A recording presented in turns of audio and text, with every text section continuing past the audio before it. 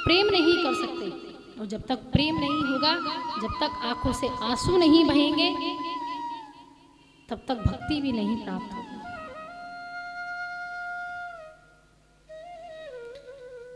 ऐसा दुख कुंती ने अपने जीवन में भगवान से मांगा, ऐसा प्रेम कुंती ने भगवान से मांगा। उसके बाद राजा परीक्षित का जन्म हुआ। 12 वर्ष की आयु में राजा परीक्षित गंदी को संभालते हैं, लेकिन शमीक ऋषि का अपमान करने के कारण राजा परीक्षित को 7 दिन में मरने का श्राप मिलता। 7 दिन में मरने का श्राप मिला। सभी देवों को, सभी ईश्वर इष्ट देवताओं को, ऋषि मुनियों को पता लगा कि हमारे राजा को श्राप मिल गया। तो क्या किया जाए? अत्रि, वशिष्ठ, भृगु, भारद्वाज सब ऋषि वहां पर विराजमान गंगा के तट पर आए और शुकदेव मुनि के सामने राजा परीक्षित को बैठा दिया और शुकदेव मुनि महाराज से प्रार्थना की। आज श्री शुकदेव मुनि मां गंगा के तट पर विराजमान हुए हैं। दक्षिण तट पर श्री शुकदेव मुनि बैठे हैं और उत्तर दिशा में राजा परीक्षित मुख करके बैठे हुए विराजमान हुए हैं। परीक्षित सुखदेव जी के चरणों में हाथ जोड़कर बैठे और सुखदेव जी महाराज ने आज परीक्षित को श्रीमद् भागवत कथा सुनानी प्रारंभ की। कथा सुनाई सम्राट कर्म योगी राजा परीक्षित सुखदेव मुनि के सानिध्य में बैठे। सुखदेव मुनि से राजा परीक्षित ने प्रश्न किया कि महाराज 7 दिन में मेरी मृत्यु होने वाली है, क्या स्मरणीय है, क्या भजनीय है, क्या ज्ञाननीय है? सबसे पहले पूछा क्या श्रवणीय है, यानी क्या सुनने योग्य है, क्या भजनीय है, क्या भजने योग्य है, क्या चिंतनीय है, तो क्या गायनीय है, यानी गाने के योग्य क्या है? ये प्रश्न राजा परीक्षित ने सुखदेव मुनि से किया। सुखदेव मुनि ने कहा कि राजन, तुमने ये प्रश्न केवल अपने लिए ही नहीं, समस्त जगत के व्यक्तियों के लिए ये प्रश्न किया, क्योंकि सभी मनुष्यों को इन्हीं 7 दिनों में मरना है।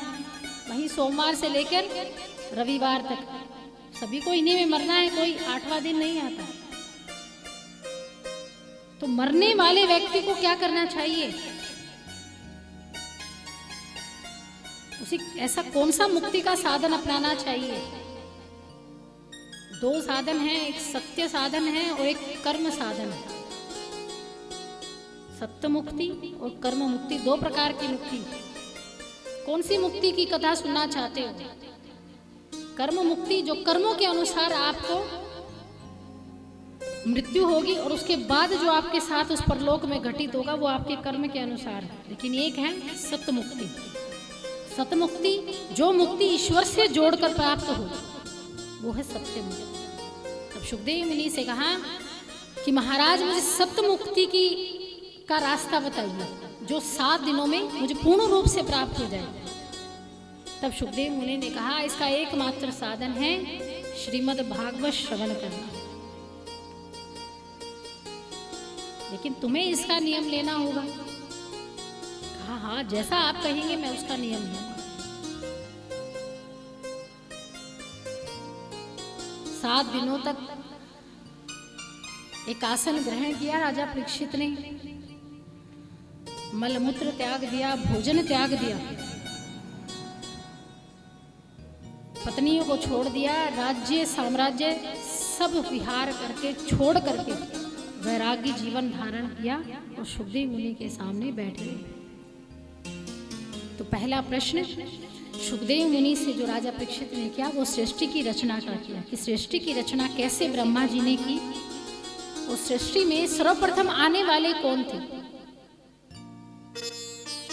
तब सुखदेव मुनि ब्रह्मा के द्वारा बनाई हुई सृष्टि के बारे में बताते हैं कि ब्रह्मा ने सर्वप्रथम 10 ऋषियों को जन्म दिया था, जिसमें 10 ऋषि अलग अलग ऋषि जैसे मरीचि, अत्रि, अंगिरा, पुलत्स्य, कृत्यु, भृगु वशिष्ठ, दक्ष और देवर्षि नारद, ये 10 ऋषि हुए हैं जिन्हें ब्रह्मा जी ने अपने अंगों से ही प्रकट किया था।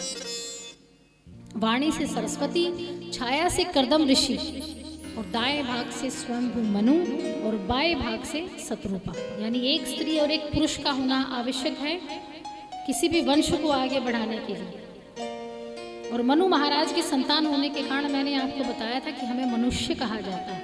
मनुष्य का अर्थ लिंग नहीं है कि वो आदमी है या ये औरत है, महिला है या पुरुष है, लिंग नहीं है। मनुष्य का अर्थ लिंग से नहीं है कि जो भेद बता दे, वो मनुष्य नहीं।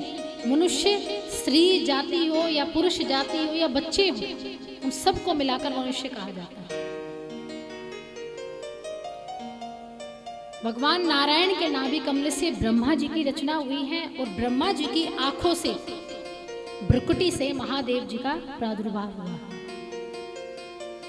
महादेव जी ने जब सृष्टि की रचना प्रारंभ की तो भूत, पिशाच, डांकनी, शांकनियों को बना दिया। तब ब्रह्मा जी ने रोक दिया, कहा कि तुम अपनी समाधि में राम राम करो, इससे ज्यादा और कुछ मत करो, हम देख लेंगे हमें कैसे सृष्टि को बढ़ाना है।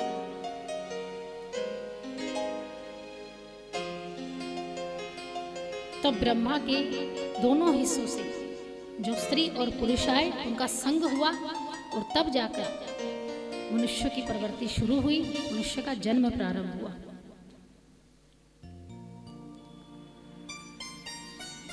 सृष्टि की रचना में सबसे ज्यादा योगदान है कश्यप ऋषि का। सबसे ज्यादा योगदान, जो भी आप अपने सामने निर्जीव वस्तुएं देखते हैं, छोटी पर्वत, पठार, मैदान, नदी और किन्नर, ये आते हैं कश्यप ऋषि की 8 संतान, 8 पत्नियों से। 10 पत्नियां थी, उनमें 2 पत्नियां हैं, दिति और अदिति, ये अलग हैं। दिति से असुरों का प्रादुर्भाव हुआ था और अदिति से महान देवी देवताओं का प्रादुर्भाव हुआ था। और बाकी से जो आनंदमयी और परमानंद जो आपकी आंखों को देते हैं, जो आपको मन की शांति का अनुभव करवाते हैं, जो आपको काम वासना को जागृत करते हैं, वो कश्यप ऋषि से उत्पन्न हुए। सृष्टि की रचना में दिति के ही वंश में कश्यप ऋषि से ही हिरणाक्ष और हिरण्यकश्यप का भी जन्म हुआ था। हिरणाक्ष का जन्म जब हुआ तो दोनों ही अस्त्र शस्त्रों से परिपूर्ण थे, महान राक्षस थे। और हिरणाक्ष का वध ब्रह्मा की नासिका से उत्पन्न हुए वराह अवतार ने किया था। और जब पृथ्वी को लेकर आए तो उसी पृथ्वी पर हमारा प्राकट्य हुआ। मनु महाराज और शत्रुपा के मैथुन क्रिया जब प्रारंभ हुई थी तो उनसे 5 संतानें उत्पन्न हुई थी, 3 बेटियां और 2 पुत्र। 3 बेटियां देवहूति, आकृति और बृहस्पति, और 2 पुत्र उत्तानपाद और प्रियव्रत। उत्तानपाद बड़े राजा को, बड़े पुत्र को राजा बनाया गया। 2 रानियां थी, सुनीति और सुरुचि। सुनीति बड़ी रानी थी लेकिन संतान नहीं थी और संतान प्राप्ति के लिए ही सुरुचि से विवाह किया गया था। 9 महीने बाद गर्भ धारण सुरुचि ने किया तो सुरुचि को उत्तम नाम के पुत्र की प्राप्ति हुई। और भगवान की ऐसी लीला हुई कि दूसरी ओर सुनीति भी गर्भ धारण करती है और सुनीति को भी एक पुत्र होता है जिसका नाम रखा गया था ध्रुव। दोनों समान बड़े हुए। एक बार उत्तानपाद राज्य को जीतकर वापस आते, छोटा सा बच्चा ध्रुव पिता के पास गए, गोदी में बैठ गए, प्यार प्रेम लाड छाव करने लगे। अब इतने दिनों बाद जब पिता आया है तो बच्चे की आदत हो जाती है उसको गोदी में भरकर प्यार प्रेम करना।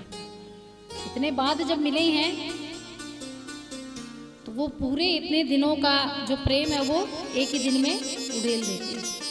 ऐसे ही आज ध्रुव अपने पिता की गोदी में बैठ गए। सुरुचि ने जैसे ही देखा तो ध्रुव का हाथ पकड़ा और गोदी से उतार दिया। ये तुम्हारी गोद नहीं है, तुम दासी पुत्र हो। दासियों के पुत्र कभी राजा की गोद में नहीं बैठते, उनसे प्रेम नहीं करते। ध्रुव ने कहा, माता, मेरी माता भी रानी है,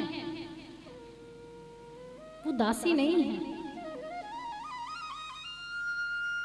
अगर तुम चाहती हो कि मुझे राज्य का लोभ है, तो मुझे राज्य का कोई लोभ नहीं है। मैं नहीं चाहता इस राज्य का राजा बनना। उत्तम मेरा प्रिय है, मेरा छोटा भाई है। अगर वो राजा बनना चाहता है, साम्राज्य का अधिकार करना चाहता है, तो उसे सब कुछ सौंप दूंगा, लेकिन मुझे मेरे पिता से अलग मत कीजिए।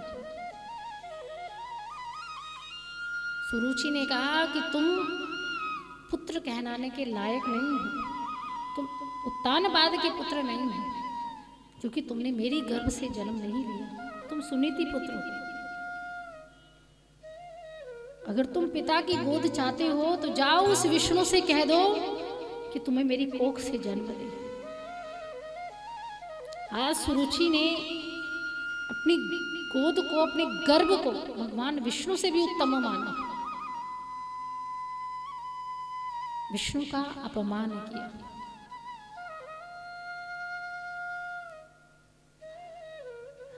ध्रुव रोते रोते माता सुनीति के पास गए। सुनीति को कहा कि मैया, क्यों मुझे छोटी माता ऐसे कहती है, क्यों मुझे दासी पुत्र कहती है, क्यों मुझे पिता की गोद से उतार देती है, वो मेरे भी तो पिता हैं।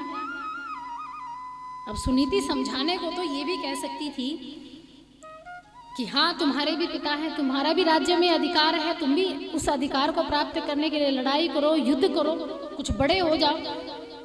जब घर में एक पिता को जब संपत्ति मिल जाती है, तो उस अधिकार पिता के बाद किसका होता है? उसके बेटे का होता है। माँ बाप बच्चे को सिखाने लगते हैं जब वो समझदार हो जाता है कि ये तुम्हारा स्थान है, ये तुम्हारा घर है, ये तुम्हारी जमीन है, तो मेरे बाद तुम पर इसका अधिकार होगा। छोटी से छोटी बात हम अपने बच्चे को जब सिखाने लगते हैं, बताने लगते हैं, तो वो उसी अनुसार चलता है, उसी का अनुसरण करता है। लेकिन सुनीति ने ये नहीं कहा, सुनीति ने ध्रुव को ये नहीं समझाया। सुनीति ने ध्रुव को कहा कि इस राज्य साम्राज्य के भोग का तो क्यों आनंद में डूबा रहता है, क्यों तो इसकी चाह रखता है, क्यों तो पिता की साधारण सी गोद के लिए तरस रहा है। अरे ये तो ऐसी गोद है कि आज तुम्हारे पिता हैं, कल को मृत्यु हो जाए तो तुम फिर से वंचित रह जाओगे। ऐसे पिता का सानिध्य लेकर क्या करोगे जो आज है तो कल ना भी हो, ऐसा प्रेम जो तुम्हें दुख दे दे। तुम ऐसी गोद को प्राप्त करो जिसे आज तक कोई प्राप्त नहीं कर पाया। तुम विष्णु की आराधना करो, विष्णु की गोदी में बैठने का प्रयास करो, तपस्या करो, तप करो। ये सुनीति माता ने उपदेश दिया अपने बच्चे को, ये सीख दी। यहाँ कितने माँ बाप बैठे हैं, कभी कोई भी माँ बाप ये कहता है अपने बच्चे को कि वेद पुराण पढ़ लो। माँ बाप अपने बच्चे को वेस्टर्न स्कूल में डालते हैं, ABCD सिखाते हैं, है ना, पहनना, ओढ़ना, बातें करना, व्यवहार सिखाते हैं। लेकिन कोई भी पेरेंट्स अपने बच्चे को ये नहीं कहेगा कि बेटा रामचरितमानस उठा ले और बैठकर इसको पढ़, इसको अध्ययन कर और उसके चरित्रों को अपने जीवन में लेकर आ। कोई कहेगा? बड़ा अफसर बन जाए, IAS अफसर बन जाए, पर किसी का बेटा बाबा नहीं बनना चाहिए। बनना चाहिए किसी का बाबा? कोई बेटा वैरागी हो जाए, कोई चाहेगा माँ बाप कि परिवार को छोड़कर बेटा चला जाए? कोई नहीं चाहेगा। इसका मतलब आप लोगों में स्वार्थ है, यानी पाल पोस कर आपने अपने बेटे को स्वार्थ में ही बड़ा किया। जब वो बच्चा होता है, लालन पालन करते हैं, जब बड़ा हो जाता है तब आप उसका लालन पालन कुछ समय के लिए ही करते हैं। जब वो कमाने योग्य हो जाता है तो हम आशा रखते हैं कि अब ये कमाकर हमें खिलाए। हमने बैठकर तुम्हें खिला दिया, अब तुम्हारी बारी है, तुम हमें बैठकर खिलाओ, नहीं तो फिर गालियां सुनने को मिलेंगी। जब सहन कर लिया, गाली भी सहन कर ली, भले बुरे शब्द भी सहन कर लिए। छोटे छोटे जो बच्चे होते हैं अपनी तोतली आवाज में जब गाली देते हैं तो बड़े अच्छे लगते हैं, माता भी खुश होती कि ओ मेरे बेटे ने आज ऐसा शब्द कहा, देख कितना अच्छा लग रहा है ये। लेकिन वही बेटा जब बड़ा होकर यही गाली देने लगे तो आप तो कहो ना कहो, लेकिन पड़ोसी कहने लगते हैं कि क्या संस्कार दिए हैं अपने बच्चे को, यही सिखाया कि आज पालने पोसने वाली को ही गाली दे रहे हैं। देखिए मानसिकता कैसे बदल जाती है स्थिति अनुसार, समय अनुसार। संस्कृति और संस्कार ये दोनों जब तक ना हो, संस्कृति से ही व्यवहार बनता है और संस्कार से ही व्यवहार बनता है। कितने ही पेरेंट्स हैं जो कभी ये नहीं कहेंगे कि बेटा तू श्रीमद् भागवत सुन लिया कर, देख लिया कर, या कुछ पढ़ लिया कर, अच्छी चीजें पढ़ने की शुरुआत कर। कि उनको डर रहता है कि कहीं ये भागवत सुनते सुनते ये घर परिवार ही ना छोड़ दे, फिर हम रह जाएंगे अकेले। हम कैसे पुत्र मोह में पीछे पीछे दौड़ेंगे, कैसे पुत्र का प्रेम पा पाएंगे। इसलिए हम अपने बच्चों को वो बातें भी नहीं सिखाते।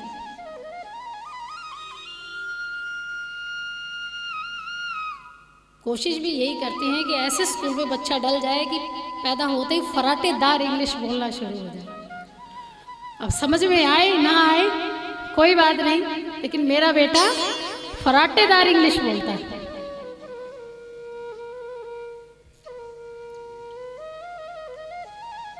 ठीक बात है, समय के अनुसार बदलना भी, चेंज होना भी जरूरी है, लेकिन ये नहीं कि वो अपने मूल तत्व को भूल जाए जहां से वो पैदा हुआ।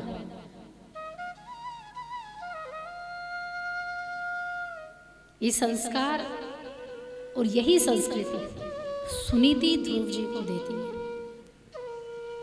और माँ तो है ही परम ज्ञानी, माँ के बगैर ज्ञान तो किसी को है ही नहीं।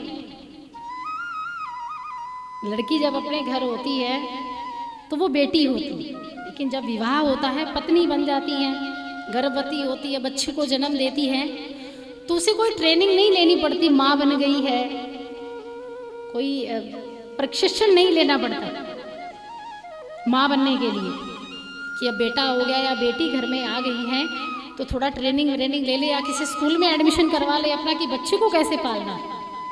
भले ही उसने कभी नहीं किया हो, लेकिन जैसे ही माँ बनी तो अचानक से भगवान की भी ऐसी लीला हो जाती है कि वो सब कुछ वही सीख जाती है उस कार्य को करते करते। इसलिए माता को प्रथम शिक्षक कहा जाता है बच्चे की। प्रथम शिक्षक जो बच्चे को उंगली पकड़कर चलना सिखाती है, भले ही वो खुद पीछे चलती है लेकिन बच्चा आगे चलता है। ऐसे ही तो चलना सिखाते हैं, उंगली पकड़कर जब चलना सिखाते हैं तो बच्चे को ये बोलते हैं कि उंगली पकड़ो, तुम आगे आओ और मैं पीछे चलती हूँ। यानी वो अपना छोड़ते हुए जा रही हैं और बच्चे को आगे बढ़ाने के लिए अपने आप को छोड़ती जा रही है। ऐसी माता होती।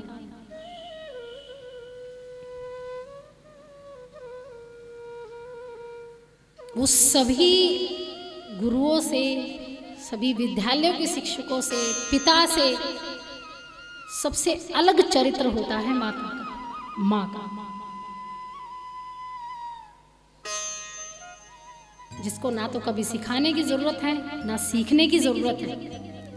बस जैसे जैसे समय आता है बस वैसे वैसे वो हर कार्य करती है।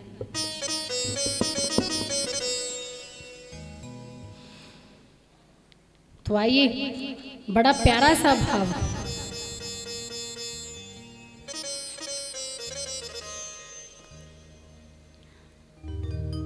ध्रुव का अपनी माता के प्रति।